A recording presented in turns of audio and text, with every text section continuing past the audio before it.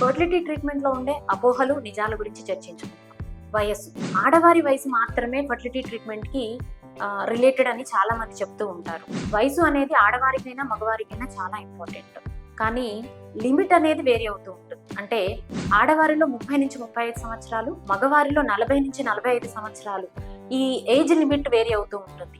So రెండిట్లో అండాల సంఖ్య, అండాల quality, sperm count, sperm యొక్క క్వాలిటీ, ఈ రెండు ఫ్యాక్టర్స్ ఫర్టిలిటీ ట్రీట్మెంట్స్ ని ఎఫెక్ట్ చేస్తూ ఉంటాయి. ఇన్ఫర్టిలిటీ అంటే ఉమెన్ ప్రాబ్లం అని చాలా మంది అనుకుంటారు. ఇది 100% అపోహ మాత్రమే. రియల్ గా ఏంటి అంటే 40% of infertility is contributed by male partner. So ఆడవాళ్ళ కంట్రిబ్యూషన్ ఎంత ఉందో మగవాళ్ళ నుంచి కూడా వాళ్ళ కంట్రిబ్యూషన్ ఫర్టిలిటీకి అంతే ఉంటుంది. సో ఒకసారి బేబీ అయితే మళ్ళా ప్రెగ్నెన్సీ రాకుండా ఉంటుందా?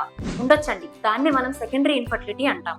అంటే ఏంటి అంటే ఒకసారి ప్రెగ్నెన్సీ వచ్చింది, దాని తర్వాత మళ్ళా ప్రెగ్నెన్సీ రావడానికి కష్టం అయ్యేదానికి అవకాశం ఉండొచ్చు, ఉండకపోవచ్చు.